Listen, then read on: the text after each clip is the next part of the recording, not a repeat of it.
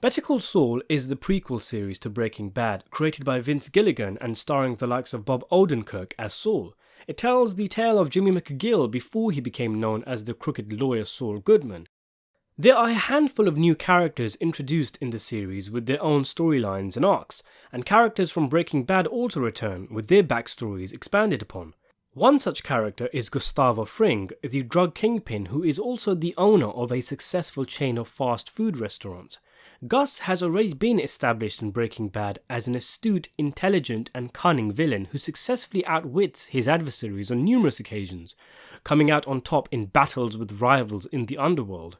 In spite of his ruthlessness and calculating nature, Gus's front as a restaurant chain owner allows him a respectable position in the public space, with his polite and humble nature providing him with a very different reputation from the one he has in the underworld. In Better Call Saul, Gus is up there but hasn't quite the power and pull he has in Breaking Bad, having to face off against the Salamanca family, a notorious branch of the cartel who see him as an outsider, as a Chilean, and a threat. The likes of Hector Salamanca and then Lalo, after Hector is rendered an invalid, seek to disrupt Gus's business so that the cartel boss, Don Eladio, will eventually feel Gus is not worth keeping around, sanction his murder, thus allowing the Salamancas to swoop in and gain more power and territory. Lalo Salamanca is one of the few equals of Gus in terms of intellect, cunning and charm, and he arrives on the scene and immediately targets the Chicken Man, and one of his schemes involves Domingo, a drug dealer who is arrested and becomes something of a snitch for the DEA. Lalo plans to use Domingo to rat out Gus's dealers and render him useless to the cartel.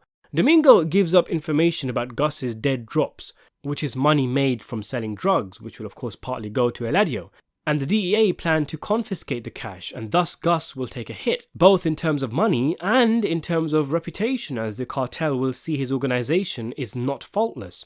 Unbeknownst to Lalo, his number 2 Nacho is reporting to Gus, who he tells of Lalo's plan, and Gus is stuck in a situation. Does he stop the DEA from raiding the dead drops, perhaps moving the money from the spot, and thus alerting Lalo that Gus may have a mole in the DEA, or in Lalo's own organization, which will surely result in Nacho's death? Gus isn't concerned with Nacho's well-being, but if he dies, Gus loses his eyes and ears in the Salamanca crew. His other option is to let the raid happen, take the reputation hit and lose a lot of money, letting Lalo thinking he's in control of the situation. In order to mitigate Lalo's chicanery, Gus sacrifices much of the cash and some low-level drug dealers, arranging for the escape of one dealer who he did not want caught by the DEA. And while Hank Schrader and the DEA are on the chase, there is a curious scene where Gus is at his restaurant awaiting a phone call, awaiting news to see if the plan worked. Did the DEA get the drugs? Did his man escape? All Gus can do in this present moment in time is wait for the phone call. Meanwhile, assistant manager Lyle closes up the restaurant and Gus comes across a deep fryer, the cleanliness of which he is displeased with. Lyle doesn't notice anything wrong, but Gus is clearly not happy, leading to Lyle making multiple attempts to clean the fryer, while Gus sits by his desk waiting for the call, and we are treated to a high-speed DEA chase cut simultaneously with Lyle cleaning the deep fryer. Once Gus gets the call to let him know everything went as planned, though he is still clearly agitated, he comes out of the office and sends an exhausted Lyle home, telling him his work was acceptable. So what's going on here? Why is Gus acting sus? Why did he make poor Lyle clean out the deep fryer again and again? I mean, unless he was so bad at his job that it actually took him that many attempts to get the fryer to an acceptable level. Unlikely, as Lyle is great at his job, so good that at one point Hector wanted to see his balls. Well, one interpretation of this scene is that Gus needed a reason to stay at the restaurant for as long as he did, as an alibi to prove he was there and that's why the lights were on, to distance himself from the dead drop shenanigans if anyone were to ask questions. So he uses poor Lyle as a tool, and the fryer as an excuse to be able to say he was at the restaurant while the drops were going down. However, I think this is a bit of a poor interpretation of the scene. I mean, it could be the case, but Gus is not a suspect character in the eyes of the law and is completely unconnected as far as they are concerned to the drugs. Plus, If Lyle was ever interviewed, his testimony could actually count against Gus, as he might say that his manager was acting all weird and out of character. I guess Gus might have wanted an alibi for Lalo rather than the cops, just in case Lalo had men watching Gus. They would report that he was in his restaurant and would assume he is completely unaware of what is happening to his drops. But not every action in the show needs to be a 4D chess move. It's rational for people to do irrational things in extreme situations. And what's actually going on here is Gus, in spite of how in control of himself he usually is, in control of his environment and the situations he puts himself in, Gus is lashing out. And that's precisely why. Control. Gus has an obsessive need to stay in control, which may stem from when his partner was killed by the cartel all those years back, in a situation where Gus was unaware of all the variables. He needs to be in control, but this situation with the DEA is completely out of his control. He has been rendered temporarily impotent. So in his own ways, he is taking out his emotional frustration on someone else. It's his way of asserting a bit of control and power over someone at a time where he is feeling powerless and naked. He is under immense pressure and anxiety, frustrated at having to give up the cash and what Eladio will think.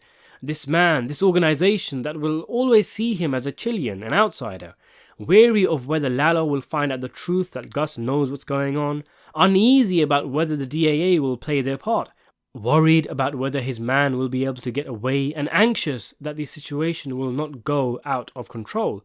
And he has absolutely no control. All he can do is wait.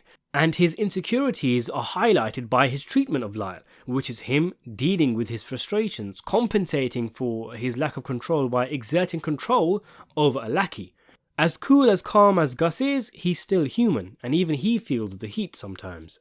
Gus appears to have OCD tendencies, and people like that, when in situations out of their control, often try to control little things in their immediate sphere of influence to deal with the anxiety that is building up inside of them.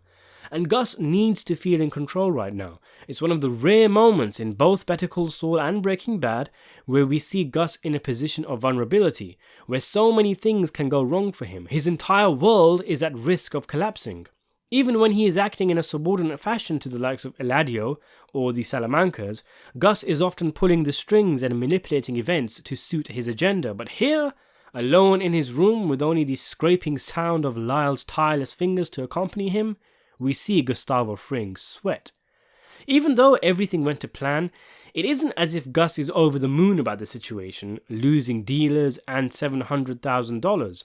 But as it means Lalo will remain none the wiser about Gus's mole, just like Lyle's work, the execution of the scheme was precise, but the outcome is acceptable. Now Gus's tension may have turned him into a bully bot, but I'm sure once it was all past, Lyle was compensated with a pay rise, or at the very least, if he feels he needs therapy, it will be provided. So why do you think Gus made Lyle repeatedly clean the deep fryer? Did you find my analysis acceptable? Let me know in the comments below. Subscribe to the channel for more videos, and thanks for watching. Before we finish, I just want to thank my patrons Andre Millington, Nicholas Curtis and Dirk K, and my channel members, the new On Goam 24, Rikers and Michael Awatwi. Thanks for watching.